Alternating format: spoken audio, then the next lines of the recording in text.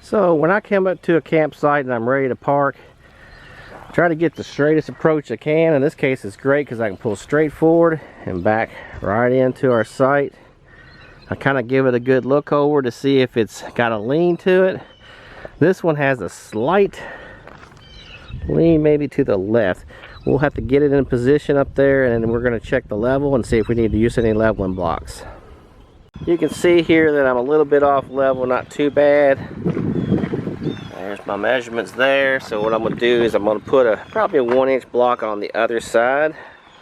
Another thing you want to make sure of too is you want to make sure that when you're backing in, you want to make sure that if you have an awning, that you can put your awning out without hitting a tree or anything like that, which I don't have any problems here, so not an issue.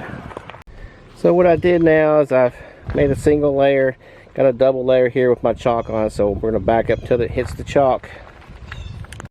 Okay, looks like that's pretty much dead on right there. Next step is I put my chalks all the way around, one on each side.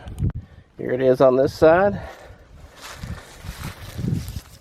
What I do now is I go ahead and see which one is the furthest high up, and I use these blocks here, 2 of those. It's about equal on this one. I'm going to go ahead and put them in the I guess I'll put them in the back. So they're in place, but I'm not going to put those down until I get the camper off the back of the trailer. So what I'm doing now is extending this out. I'm going to go up to about to my shoulder height on the camper so I can get my weight distribution hitch disconnected. And this usually takes a while. Now you'll see I put this right about shoulder length right here. Of course, I'm only 5'6", so it's different for different people. But you want to get that up to get the bind out of your weight distribution hitch.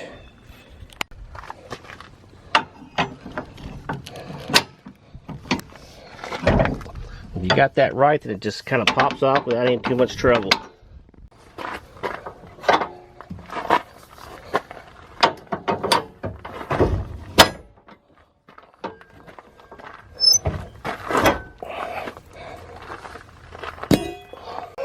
Okay, after removing my bars, now I'm going to put the camper back down. I've already taken my locking mechanism off there, but I haven't released the latch on there yet. Now that I got it down, I want to leave my chains on just in case I get something to shift on me. So I'll leave my chains on, but I'll go ahead and take this lever and set it back. Sometimes this one will give you a little bit of a fit.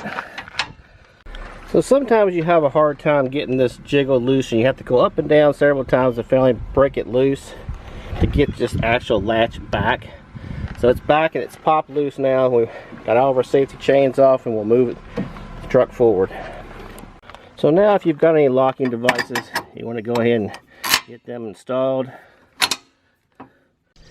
Now you want to take and get your level going this way. We know that this tongue has to go down to get that, so we're going to take that down until we zero out right here.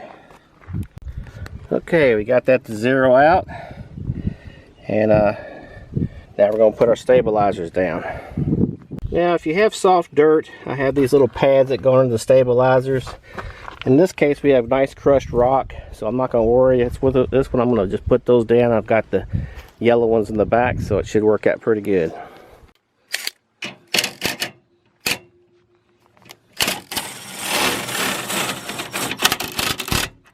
So the next thing you want to do is bring your steps down. You want to get those measured out. If you know you dropped a little bit here, you're going to have to extend those out. The key is here is you want to make sure when you get that done that this door will close and doesn't get caught in that stairs. So if it does, it needs to be reduced down. So we'll do that now.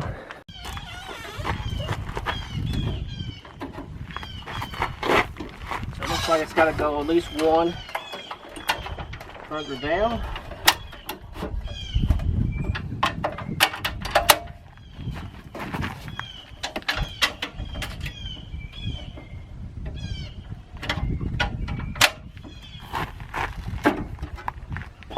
Right here you got to make sure it doesn't jam the door when you're closing it.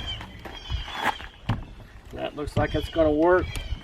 Want to step on it one time just to kind of see if it's settled in good. And another thing you want to do is remember where you left it, because that's the way it's set at home. So I know I've got to go in one on each side before I leave. So next up, we're going to hook up our electric cord. And in this particular case, we're not going to hook up water this time because we're going to go without water. So hooking up your power, we want to not hook it up there because you want to test our power plugs first. You want to make sure everything's turned off. We have a 50 amp here, a 30 amp, and a 115. I think that's actually a 15 amp. Anyway, we're plugging into this with our cord, our special cord. And this tells us, can't always see it, but we have all green lights. We're going to take our lock, and when this closes up, we'll lock this on the outside, and that'll secure that. This device here is about $70, so we don't want anybody running off with that device.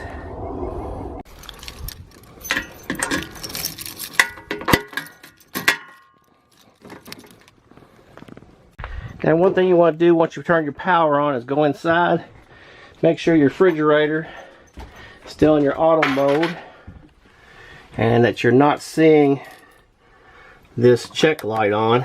That tells you that it's gone into electric mode. Now that's only for the combination LP electric refrigerators.